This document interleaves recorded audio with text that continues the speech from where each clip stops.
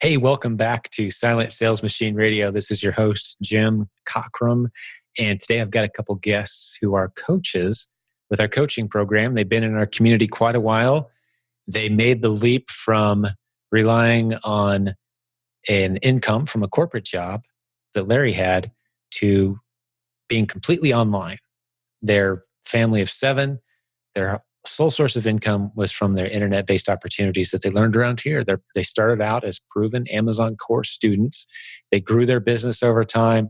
Larry made the leap. And today we're going to talk about that transition from relying on a corporate income to relying on an internet-based income and some of the challenges and strategies that they used. Things like, what they do about health insurance. That comes up today. Some of the very rubber meets road type of discussions that you might have in your family if and when you start to make that transition. So sit back, enjoy today's episode with Larry and Sue Pruett. And also, before I jump over there, one last reminder, these guys are coaches on our team. If what they're saying today resonates with you and you're thinking to yourself, hey, I wouldn't mind working with these guys, give us a call. Jump over to jimcockrumcoaching.com. We love connecting the great people in our community like you with the great coaches who have proven that they love people, they love teaching, and they know what they're talking about because they're succeeding. That's who our coaches are. We love making that connection. So if that sounds interesting to you after checking out today's episode, give us a shout. And either Larry and Sue or one of the other dozens of great coaches on our team will be there to help walk you through the stages of going from wherever you are now to where you should be growing an online business. Well, with that introduction, let's jump over and talk to Larry and Sue Pruett. So Larry and Sue, welcome back to Silent Sales Machine Radio. It's been a while. It has been a while. Thanks so much for having us back on. We really appreciate it. Yeah, last episode was number 62. So it's Isn't been a bit. Crazy. Yeah, here we are on the 220, 30 somethings. It's pretty incredible. Time flies, but certainly a lot has happened since then. And I would encourage listeners, go back and listen to that episode because it was a great episode. And the theme back then, if I remember correct, was kind of doing business together. Because Andrea and I did an episode, my wife, we talked about, I'm the guy that does the business, she does the homeschool, and that's one model. And then you guys kind of have integrated it all in. And funny enough, we both have about the same size families, kids about the same ages, so it's a nice contrast of a couple different ways to do life with your spouse and your kids right there with you. But yeah, I'd love to hear what's happened since then and just fill us in your own words, how business is going and maybe share some strategies, some lessons learned along the way. It's really good to have you guys back. Yeah, well, we really appreciate it. Yeah, 2.5 years. And so a lot has happened. A lot's going on. The roller coaster ride continues on and it's a fun ride though. But yeah, last year, about 1.5 years ago, I ended up getting sick. I had pneumonia. Fractured a vertebra in my back. I was coughing so violently. And so I was down for quite a while. That became a real strain on our business. But the major lesson that we learned from that is that we hadn't built out our team as well as what we need to.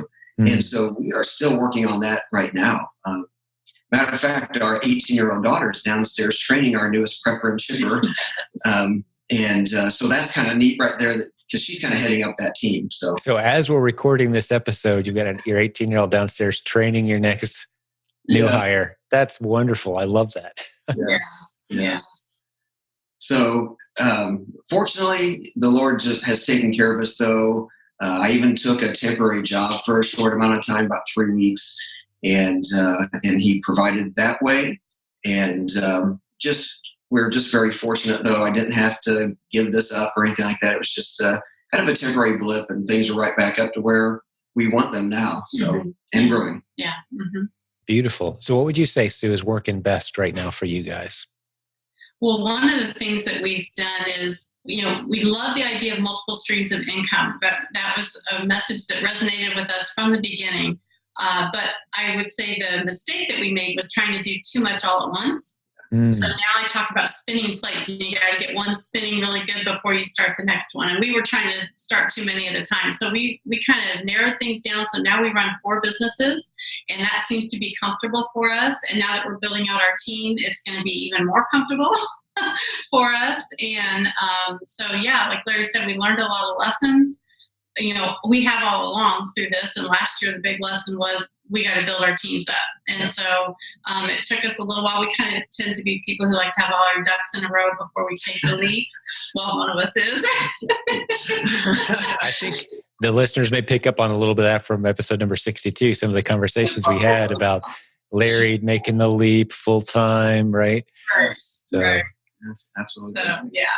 So, yeah, and of course, it has been. And one of the big joys for us has been able to represent you with the coaching program. And we've been coaches now for, it's been a couple of years. Mm-hmm. And we really enjoy that. And matter of fact, yesterday, we were on with a brand new student. Brand new. He's never sold a thing online or anything. And so I just asked him, I said, why do you want to do this? And he said, he kind of went through his background of his corporate job, his wife's job, they've got a couple of young kids, not spending quality time with the kids. And he just said, there's got to be a better way to do life. And I just melted my heart. I thought, that's exactly why we do what we do and why we spend our time doing the coaching and helping people. Yeah. And I love hearing that. I mean, it used to be Jim Cockrum coaching used to be Jim Cockrum coaching. Like it was me. And it's been so long since I played that role. Just, I'm running an entire organization, dozens of coaches and, multiple brands being represented and, higher level masterminds and such, that I really sometimes miss that feet on the ground, like, welcome to the community. Hey, how can I help you? What's your story? I just don't get a lot of those moments. So hearing that you guys are doing that, representing very well the brand of what we've built, it's far bigger than me at this point of, there is a different way to do life. I love that. And that's what we love doing around here. We're not pursuing the internet for the intention of, for the purposes of, I want to build a business online. It's about the lifestyle you're trying to achieve. And if you can do that, the best tool is the internet. If that's your goal, is to have that lifestyle, the best tool is the internet, because you can be home, you can be anywhere, you can be with your family. And I just love seeing those kind of people come into our community and take advantage of what we teach around here. Yeah, I'm glad you shared that. I often, it surprises me quite often just how far removed I've become from that. Like, man, I just want to take on a few coaching clients again because it's so rewarding to see someone go through that journey. Mm-hmm. It really is. It really is. And that, I know you've talked about bringing dads home and that being such a passion. And sometimes, we've talked about bringing mom home and then bringing dad home or however that works out. But that's been something, Sue is the master of how she planned out for me to come home. If people, if they hear episode 62, they'll hear that I gave a 6-month notice from my day job. And so we kind of said, that's our deadline. We're going to start this Amazon thing. And we had been selling online before that, but like we really got serious about it. And then Sue took over and just organized things and prepared us for that transition. Yeah, it was quite a lot. And I love that you guys almost identified phases of transition, because I've spent a few minutes here and there kind of talking about what that reality looks like, jumping from a job mentality to a business owner mentality. But we don't have a whole lot of content on that subject. That's something to be very interesting to dive into a little bit today, if you guys are good with it. Like, what were those phases you identified, and where were maybe the rough edges that you had to work through that are maybe universal to couples or even maybe single moms out there that are thinking, I want to eventually go from job to business owner? What are those stages? What's it look like? If you guys cool with that, I'd love to hit that a little bit. Absolutely. Yeah. And it was, and of course, I was not working in the corporate world when we decided to make this jump. So for me, it was even a different transition of going from just managing the household to helping run business and starting to think business wise. So, and that's something that I think one of the things that we've discovered, we're 6.5 years into the full-time portion of this now. In fact, it was 7 years ago this month that I started our Amazon business and really started working on it. So, wow, happy anniversary. That's cool. Yeah, thank you.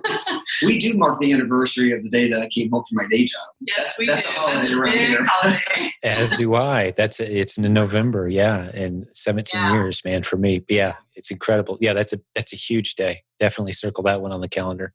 Yeah. Yes. Yeah.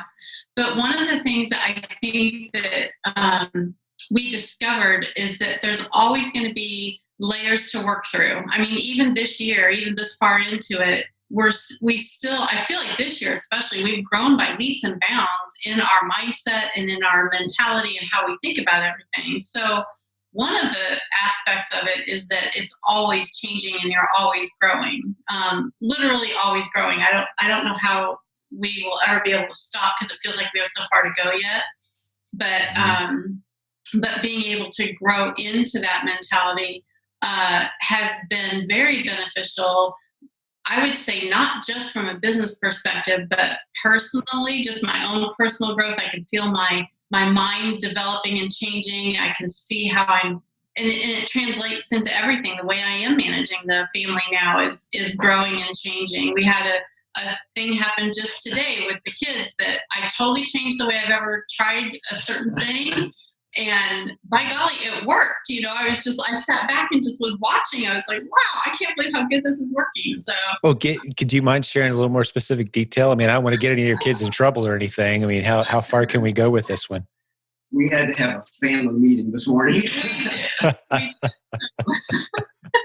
So I think, and we homeschool like you. And so we are all together basically 24/7. So that has its own set of blessings and challenges.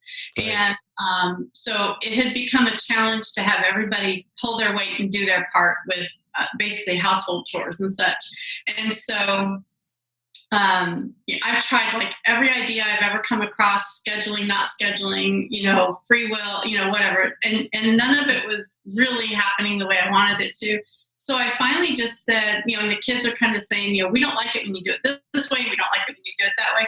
And so I just said, okay, you three come up with how you want to do it. We've got 3 left at home now. And I said, you 3 come up with how you want to do it. I said, it has to be on paper and I'm not responsible for blah, blah, blah. And I laid out the things. I said, you're going to take those on. They sat down and worked out a plan in about 45 minutes and hopped on it and lunch was good. And That's beautiful. I'm kind of doing that with our team right now. Rather than me saying, hey, here's the incentive program and the payment structure for these programs we're rolling out, I just put it on them and say, hey, you build it. Because then they can take ownership of it, right? It's occurring to me, and I love that point you're making right now, Sue. There's a bigger point that I'm going to try to articulate here that people have heard me say this before, but we're illustrating it right now. This business journey makes you a better person is one way to say it. Another way to say it is from a biblical model standpoint, the rules for a healthy marriage, healthy parenting, healthy business owner, being healthy physically, the rules are all exactly the same. The basic foundational fundamental rules, once you know and apply them, they work across the board. So if you're building a profitable business, you're learning lessons that you can apply to profiting in your health or profiting in your home, not necessarily more money in your pocket as you profit in your marriage, but a stronger marriage, you're a better parent. These lessons all kind of cross-pollinate into your life and they change the way you think. I would be a terrible employee, guys. I would be terrible. This flexibility and my availability for my family, how close I'm able to be with my wife, and she can interrupt my schedule any day. As we're doing this podcast right now, literally someone could come into my office, and I know you guys well enough to go, hey, let's re-record this one another time. Yeah. It was supposed to rain today. It's not. We're all going to a park, and you guys are like, cool, we got other stuff we could do too, right? I mean, you can't do that with a job. It's like, hey, it's nice outside. See you, everybody. See you tomorrow. I mean, it's just like the freedom, the liberty, how it allows you to put your priorities into the proper place. We're blessed. And I love that you kind of cross-pollinated the parenting, the business, the lessons, how it's making you a better person, because it is. It's a leadership journey is what it is. It's a servant-based leadership journey in all those areas. I even say, I don't know why I'm going so far off in this direction, but it's an extra degree of motivation for me to get up and run or work out in the morning if I'm doing it to make me a better servant leader of my family. If I'm just doing it as a single guy who wants to look better, there's some incentive there. But when all of a sudden you're doing it for those people that you want to provide and protect, and the business people that you're serving, you want to be sharp so that when you think through and talk through and write and serve them, you're serving them well with your best ability. You're healthy for those reasons, bigger than you. It filters into every area of your life, right? It really does. Yeah, absolutely. Yeah. Well, what are the lessons? I don't want to get too far off track. You guys talked about these stages that you kind of went through as you were planning. I think there's some good lessons, some good meat in there. Teach me something. You want to talk about budgeting? Well, yeah. So that was one of the things, and we had always been up to this point when he was working. Still, we had always been a single income family. So, so I had always just been in charge, basically, of the outgo. And so I thought we had always lived pretty frugally, out of necessity, large family, one income. But when we got ready to bring him home, we slashed the budget. Even more than we thought we could. I did physically prepare for him to come home, like in the way of wanting to stock up as much stuff as we could so that I wouldn't have to be going out and buying it necessarily once he was home full time. And so there was a lot of the budgeting stuff and stocking away as much as we could in the savings as well. So it was, we tightened it even more. We found out we could live without cable or a satellite dish. Wow. Wait, you guys actually survived no satellite? Yeah. That's crazy. October baseball fan, so this was really hard on Larry. Actually, he's the baseball fan. Actually, I very specifically remember we waited until after the baseball playoffs. Oh, we did. Okay. Timing is important. For me, it would be the end of the basketball season, right? There's only a few more weeks. That's right. So the budgeting part, that was a big aspect of it. But I think that again, the becoming who we had to become in order to make that happen, not just us, but the kids, the whole family, we all benefited from that. We all learned what we could really do in the way of everybody making sure they chipped in to help keep that budget small and not use up stuff too quickly and not be wasteful with things and that kind of stuff. Well, and then there were some other things. We've got a really good accountant, which I definitely recommend that. And we just talked to him and just said, so now that we've got this business, what are some things we're paying out of the personal budget that could come out of the business budget? And so things like our phone and internet, things like our cell phones, stuff like that we could transfer out of our personal budget and use the tax deductions wisely. That really helped us out as well. Yeah. A couple-hour conversation with an accountant as you're going through this change, this phase of transition, could be invaluable. Yeah, I love that you said that. Some people think, accountants, it's like hiring a lawyer. It's going to cost me all this money. No, there's great accountants that would be more than willing, maybe even for free, because you're potentially a new client. You're launching a small business. Hey, here's the things you want to be sure and do. Here's the things to look out for. When your business starts growing, here's my business card. Give me a call. Save you so much heartache and so many missed deductions. A good accountant really pays for themselves, if not makes you money, right? Because they can help you massage the numbers to the point where you're getting all those legal deductions that you're owed that maybe you weren't even aware of. So great. Yeah, I love that you mentioned that. That's a good thing to do in that transition phase, or as you're planning to make that jump to having your own business. Good point. Yeah. And then one of the biggest questions probably that we ever get is, what about health insurance and dental insurance? And so there are some really great options out there now. Now, we use Samaritan Ministries. I think you use, what do you use, Jim? MediShare, very similar. Yeah, it's medical bill sharing. Yep. There's some great ones out there. Yeah. So for our family, at when we had 7 people in the family at home, it was still the same cost as what it is now, actually, around $500 a month for health insurance. And there are some issues you have to deal with as far as pre-existing conditions and such. So you definitely have to dig into it and talk to somebody and figure it all out. But, compared to your regular insurance, I'll take this any day. And we've had some health things like what I talked about. And really when it's all been said and done, we've had everything covered, very, very small out of pocket. So that's a really neat alternative that's out there. Yeah, and I've discovered too, using this medical bill sharing, it's not really insurance, but it is used as it covers anything catastrophic. And we're not going to do a big commercial for it right now. You can look it up. But the thing I've noticed is when I go and negotiate bills because everything's negotiable in healthcare. Let's say you get a $5,000 bill for whatever, and your healthcare sharing program covers 3,000 of it. And so now 2,000 is on you. Let's say, this is a worst case scenario. I'll call them up and say, hey, what can you guys do for me? What's the you guys got any plans, any programs? The worst case scenario is, hey, take 3 years and pay it off in equal monthly payments, no interest. How's that? That's the worst case scenario. Sometimes I'll say, hey, if you can write a check right now for $800, we'll waive it. Because they're used to dealing only with insurance companies and collecting very little money from individuals. So negotiate all that stuff. But you learn those tricks over time. And that's not a hurdle. I remember having that same thought of, oh, what about all the benefits I get at having a job and the health insurance, and it becomes overwhelming to the point where you're like, it's not worth it to leave.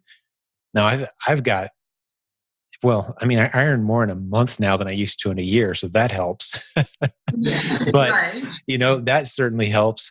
But all those benefits and things, they're so easily replaced. There are a lot of people out here running businesses on their own, figuring it out, and it's not as difficult as some might have you think. So yeah, I'm glad you mentioned specifics there, but the healthcare sharing program. So there's group policies you can go to.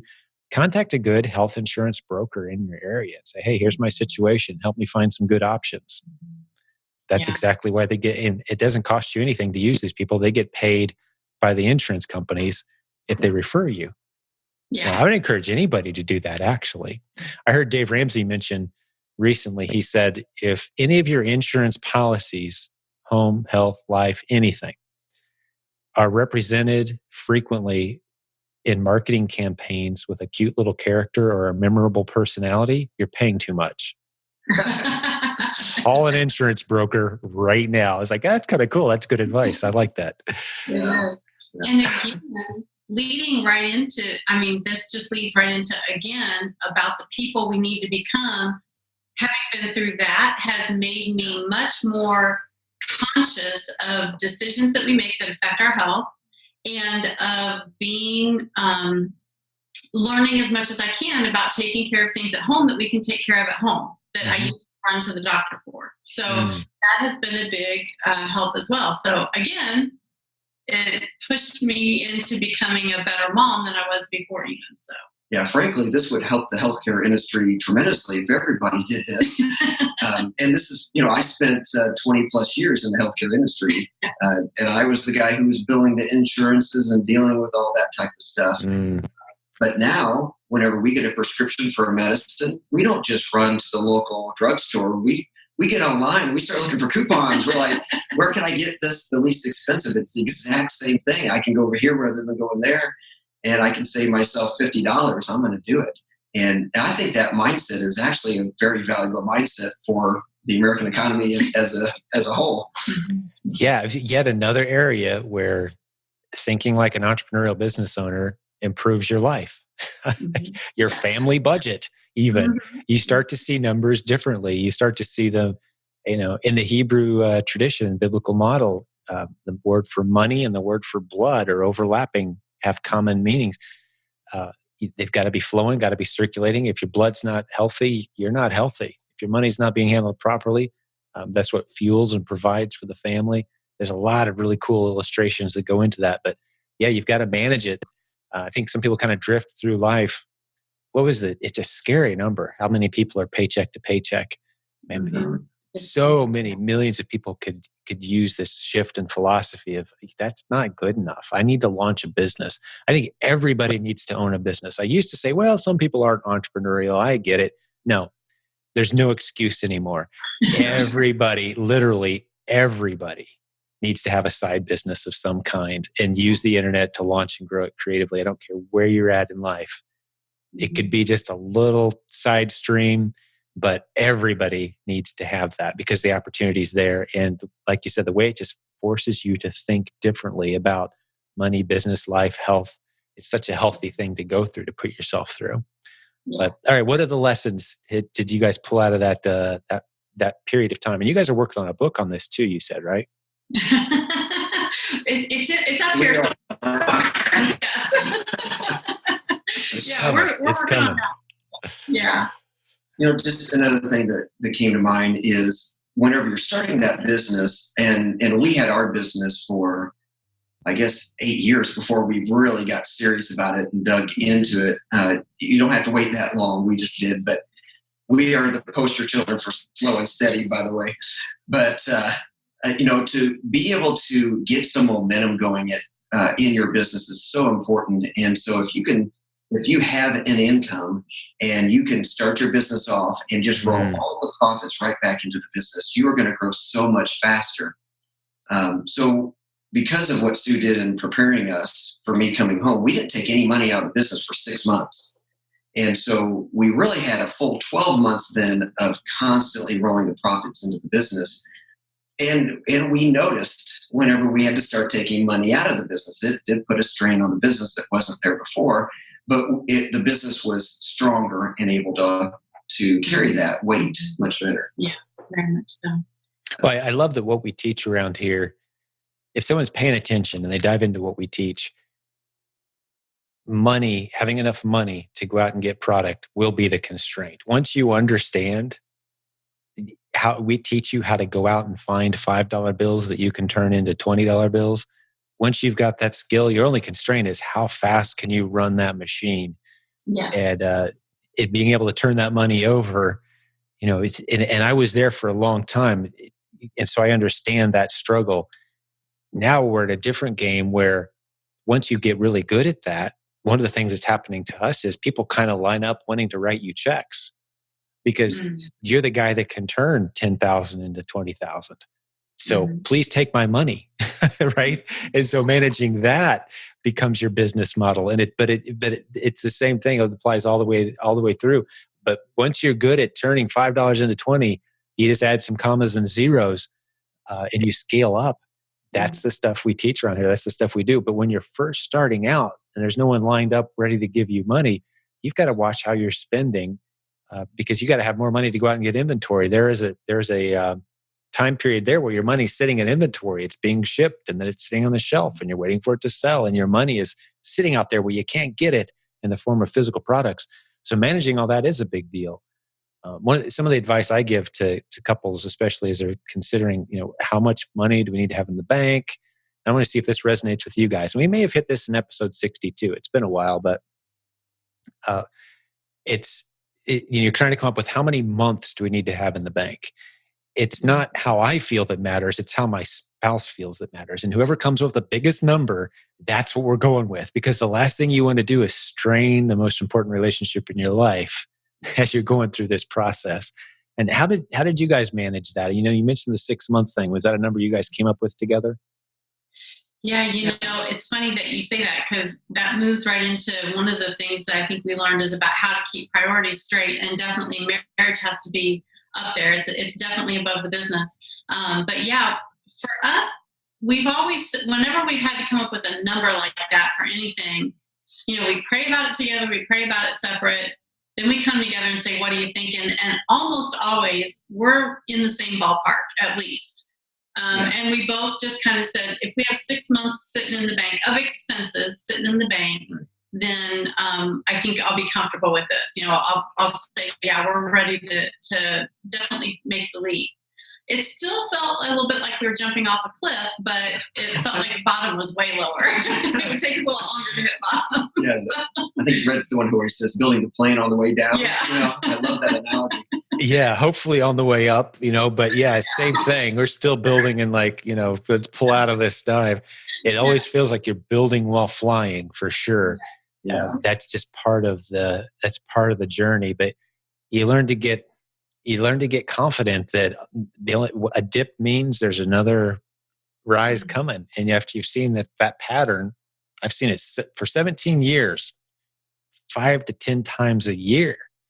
You experience a dip or a rise, a dip or a rise. But you look back over your shoulder at where I was before, what I used to think was a lot of money, what I used to think was a big problem, what I used to think was a true threat, what I used to think was a big opportunity. And they all seem so small now, because the numbers have grown, the commas and zeros, like I said, the team, the community, the momentum, and you never get to rest because you've always got, as Daniel Lappin says, he knows what caused every plane crash in the history of the world. Gravity. Right? It's like, you don't get to just sit back and now we've got something we can kind of just coast. Right. Even Jeff Bezos, the richest man in the history of the world or whatever, right? He's told his company, this company will not exist someday. Our goal is to make that date as far in the future as possible. But at some point, this will all crash, burn, and fall apart. And people will lose money. It's inevitable. The journey is, let's keep serving. This is my words now. You just got to keep serving and moving forward and building profitable products and trying new ideas and testing, knowing that nothing's permanent, but that's the journey. And the relationships and the cash benefits, of course, are awesome as well, because that's how you pay the bills. But you start to find the foundation is in those relationships and the ideas. This community comes up with incredible ideas. I used to have to be, for example, the creative thinker that came up with every idea we're going to launch because it was just me. I didn't have a team. I didn't have a community. Right. Now I've got a team and a community. They come up with such better ideas than I've ever had. Incredible. I'm all my levels, all my ideas are B-, C+ level. And then these A+ ideas come out of the left field. Great people like you guys. And it's an incredible thing. But so where do you guys go with that? What's next on your list? Any other lessons learned or? I was just thinking as you were talking about that, kind of the dips and the valleys and the roller coaster. One of the things as you go along and as you get more experience with it, you start to recognize when you plateaued and when there's getting ready to be a dip. That used to always catch me off guard. And so somebody who's new at this or getting ready to take that leap, they just need to recognize that those times are going to come and you'll be able to handle it, especially with the community. The community is so valuable. But at this stage, sometimes, before it'd be sliding down and it's I feel like I'm completely out of control and I don't know if this is going to go back up or not. And I just think that after the 5,000 times that it's gone down and it's come back up, now I'm kind of okay, it's down a little bit. And this is frustrating and we need to make some adjustments, pivot. And, but just the calmness that I can have now versus what I did before is really important to just keeping everything in balance and everything checked there. Yeah, very much so. Well, there's several things that add, we're Christians and as believers, our faith and our security is not supposed to be in our own ideas and our own resources. It's in God. Ultimately, it's all in His hands and we know that. But if I just look at it from a pure, cold, hard fact numbers vantage point, there is so much more security in what we're doing than there is in any career choice I could have made that was out there available to me. The multiple streams of income once established, having a community of people that have your back, knowing that even the worst case scenarios are really just kind of speed bumps. Worst case scenarios being things like, okay, Amazon shuts you down 100% cold, no explanation, boom, freezes your funds. What are you going to do? We've got options. It doesn't happen very often, but when it does, we've got options. We have people create creative partnerships. You still got the knowledge in your head. You've still got the ability to source the products you were sourcing. You recall the products, sell them through someone else's account. You've got a new creative partnership that gets bigger than you ever would have done on your own anyway. So there's always a path forward, every single circumstance. So once you've removed all those scariest scenarios and you begin to be able to relax a little bit and man, this is more stable and secure with more long-term benefits for my relationships, for my health, flexibility of schedule, and my finances. There's more stability here than anything that's out there available to me. It's a great place to be, but it's not without its drama, just like any other career choice would be. That's life. Right? Yeah. No drama-free path to bliss. Where we're not trying to present that. But I love that we're navigating it, and I think we're being very transparent. We're not selling. I love that we've never had a sales page for any of our courses or products. It's like a yacht with a stack of cash, and that's just cheesy. I don't know how people fall for that. What made you fall for that sales page? But we're very realistic about it. It's a journey. There's going to be speed bumps. There's going to be challenges, but we do it as a team. We do it as a community. And I think a lot of people will probably be saying, "Hey, that Larry and Sue, I want them to be my coach. I like those guys." After this, and all of our coaches, just incredible. I'm blown away by all of them. I wish we got to spend more time together. Yeah. Just thinking about the whole having more stability now than what we're used to. In my day job, I went through a time period where my salary was frozen, and then they started taking away bonuses. And so I'm working harder and longer and making less money. So why do you think we wanted him to come home? Exactly. Yeah. That's stressful. Yeah. Yeah, it is stressful. And it's not always in running a business. It's not always that you have to work harder. It's not always that you have to work longer. But most of the time, if I do work harder and I work longer, things are going to grow. And then we start saying, okay, how do we put systems into place to stabilize this so I can go back to working less and, less time and less harder. But we just have so much more control over our income now than what we used to. And it's just such a beautiful thing. Well, give me an idea, what you were earning before, what you're earning now, like what level it takes to sustain the family, and talk us through the numbers a little bit. I always like to be as specific as folks are comfortable with about the numbers. Yeah. So when he was working, it kept going down. We were making around, was it like $45,000 a year or something like that? Yeah. At one point I was making $50,000. And then it was declining to probably the low 40s. Mm-hmm. So on a percentage wise, you're looking at a 20% cut just because my income or my bonuses had been taken away. Mm-hmm.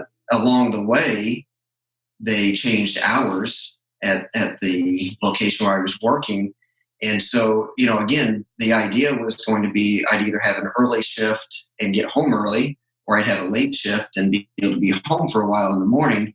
And it just ended up that I would go in early and stay late, and so I would end up working extra hours. And then with the income going down, we were running the business on the side at the time. It was almost entirely eBay, I guess, at the time.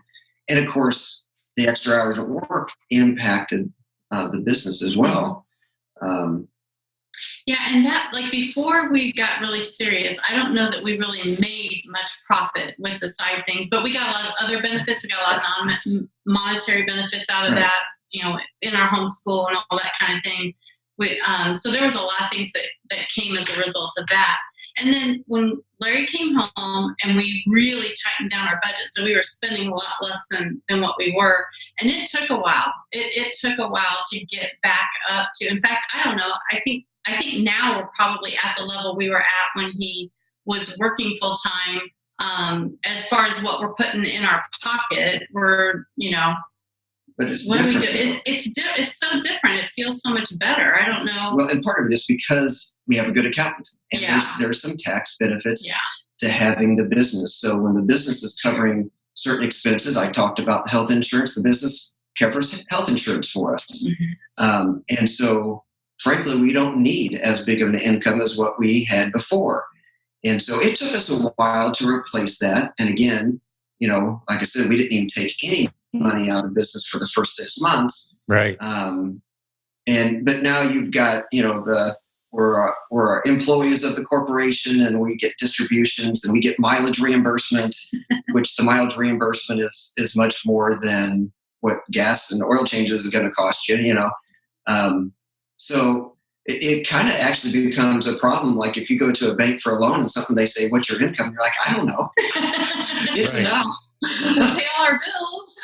Yeah, exactly. Yeah, the small business model is kind of misunderstood by traditional lending institutions for sure. Yeah. Yeah. Well, and I think too that a big part of the whole money idea thing is that um, in the process of it's just this year that I feel like I've totally overcome. I said when he first came home, how are we going to do this without chasing the almighty dollar? Because everything that we do affects how much money comes in, and we got to always be thinking about it and all that kind of thing. And I think finally this year, I've gotten to the point where we've lived through enough of this and seen God provide so many times and sometimes from unexpected places that I don't stress out about the money and I don't feel like we're chasing it all the time anymore. I mean, we're making money, we're doing things to make money, but I definitely don't feel like we're chasing after the almighty dollar. And I think that we've overcome that I don't know what the right word is, temptation, right? I don't know. Anyway, whatever that is, we don't do that anymore. Or I don't do that anymore. I don't know if you ever did, but no, it's good now. Yeah. So. Well, I love just the transparency with which you guys talk about this subject. I think it's going to help a lot of people, encourage them. It's going to make it feel like this is a very realistic path that they could take for themselves. There is opportunity here. I would like to hear you guys talk about the future, though. Like, what do you see your family and business looking like? And it's hard to project sometimes because opportunities pop up unexpectedly and things change. But what do you guys? What are your goals? What are you heading for? And when you talk about the future, how do those conversations go? Yeah, I love that question. I was just listening to a podcast the other day, and this is some training on mindset and such, which, first of all, we're constantly in training, we're constantly learning. But that was one of the things that she suggested is picture in your mind what the future would look like. And I do, I picture us running teams and with our businesses, with all the business models that we have, they are very much where we can be overlooking these and overseeing these. And of course, we'll get in there and do some of the work ourselves. Some of them will require us to be doing the work ourselves. But I definitely see us more managing and overseeing. I see much more flexibility in our schedule coming up in the next, say, year or two, and just more freedom even than what we have now to be able to travel and spend even more time with our kids. And One of the big things for us, we've had on our heart probably from the time we got married, we've had adoption on our heart. And the Lord never led us to that path. We never have felt, it never happened for us. It was never something we really felt like, okay, we are supposed to pursue this for our own family right now. But it's something that we're surrounded by. There's a lot of people in our church that are fostering and adopting, and there are some really neat ministries around here that are happening with the foster care ministry. And we are starting to get involved with those ministries. And so able to come alongside the families who are doing it and helping them. And so I think that for me, it's really neat that sometimes in the middle of the week, we can go to, an event that's going to benefit them. We can participate in an activity. We can, give towards whatever it is that they're putting together. And it's become really neat because I feel like we have a little bit of a finger in a lot of families. And so it's different than it would be if we had gone through that ourselves, but we still get to have a part of that. And I love it. And it's such a blessing to be a part of it. And so I think that is another one of those things that's going to increase as we continue to put teams in place and give ourselves even more time freedom than what we have right now. Yeah, with the kids getting older, and my wife Andrea and I have talked about that next stage for us, and we have done the adoption thing. 3 of our 5 are international adoptions, so we're pretty comfortable with that process. But we've talked about fostering, and as our kids are getting older, moving out, but having the flexibility to even think about life that way, just such an incredible thing, such a contrast. It's getting harder and harder for me to remember exactly what it felt like, for example, on a Sunday night, just dreading Monday morning. That if I think about it for a minute, I can go back there pretty quick to like, I don't want to have to get up and go away from my family doing something I'm not passionate about. And kudos to the moms and dads who do it every day anyway. That's like, part of real life. Sorry. Sometimes you got to do stuff you don't want to do, and that's where you're at. But you can change it. That's the point. And you can live a very different kind of life. And you know what? We're not talking about, multiple millions of dollars by pushing a few buttons. This is real life. This is what it looks like to take this path. And we've got some incredible things going. We're making a lot of money. We have a lot of incredible success stories with huge, impressive numbers around here. But we have other people too that are, hey, we found a different way to do life. We're very happy with where we're at, and the future looks very bright. So congratulations on doing life the way you guys are doing it. And I consider you a premier success story because you've got a great marriage, a great family. You're running a business. You're hiring people, creating opportunities. It's a beautiful story. And I think a lot of people would do anything to trade places with where they're at and have something more like what you guys have. That's why I love what we do. But the last question I want to ask you guys before we wrap this one up is what you might say to, I'm going to say the listener who maybe still has a job. They're looking to make this transition. Possibly, maybe someday. It seems just like an unrealistic dream to actually work from home and have a business. What's out there? You guys are coaches in our community. What would you say to someone who's thinking in that direction? Yeah. When you were talking about that Sunday night feeling that you had, I remember that so well still. I mean, it's again 6.5 years later. And not only that, but on Monday mornings, I'd been home, it'd been several months. And Monday mornings, I would get this like really sick feeling in my stomach, and I'd get like, it was just terrible. And I remember talking to Sue and going, I don't know what's wrong with me. I don't know if I need to see the doctor or what. And all of a sudden I realized this was the time of the Monday morning meeting that we had every week at my work. Wow. And my body was detoxing from the work environment, And so I'll just say to anybody who's working a day job still yet, and maybe some people love their job and some people don't, but if you are fighting through that fight and doing what has to be done, I say, good job, keep doing it. And as you can, start something on the side, and it can grow little by little. The slow and steady approach is just so beautiful, and it takes some dedication. You're going to have to carve out probably 10 to 15 hours a week at a minimum to get started with this. Dedicate some money. Sue and I sat down with our budget and we put $1,000 into the business to start. And the first part of that was buying pack. Mm-hmm. All right. Mm-hmm. And then the rest of it was for inventory. And we literally did this. Like when Sue was starting, she would go to the store, she'd have $40 in her pocket. And when she got $40 in the cart, she'd check out, and that's what we sold that week.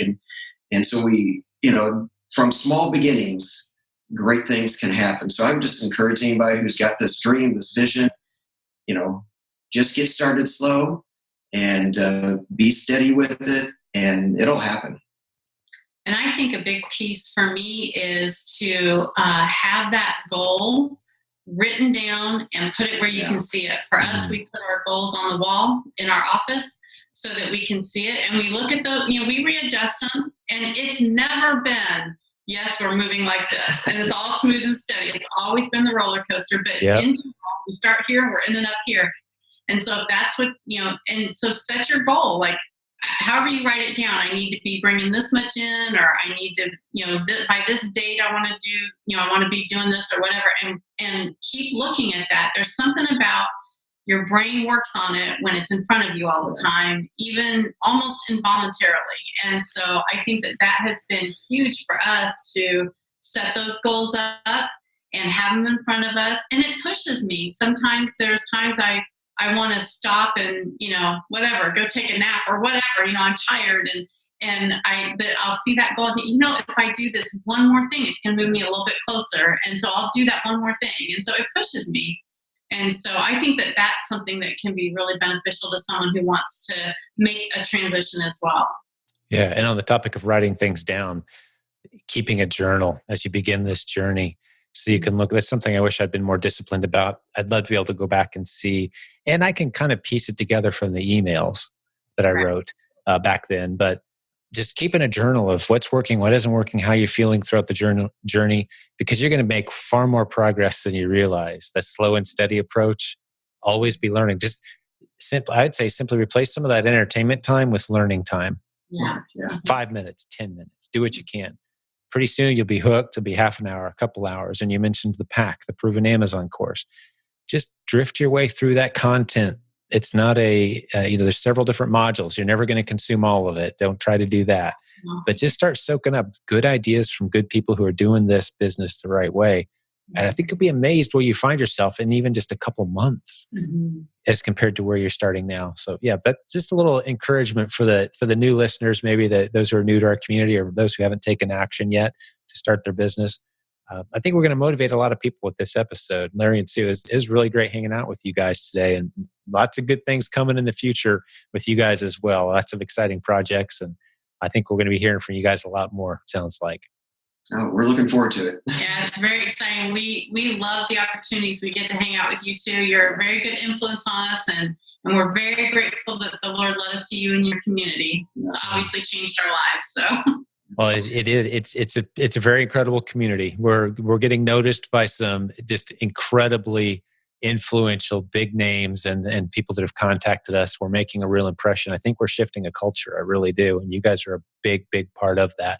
So thanks for the hard work that you've put in behind the scenes. And for the listeners today who've hung out with us for a little bit, gave us your most valuable asset, some of your time. We really appreciate that. I hope, and our prayer is always that it's a great investment for you, that you feel encouraged and motivated after spending some time with Larry, Sue, and I. We're here for you. Our community stands ready. If you're not a member of our Facebook group, jump in. If you haven't grabbed the proven Amazon course, quite possibly the best investment you'll ever make in establishing a legitimate home-based business, grab that course. It's in the show notes, as always, silentjim.com/podcast. We'll do another episode real soon. God bless all the business building warriors out there, Larry and Sue. Love you guys. Great job today. And then we'll talk to everybody real soon. All right. Thanks so much, Jim. Bye then.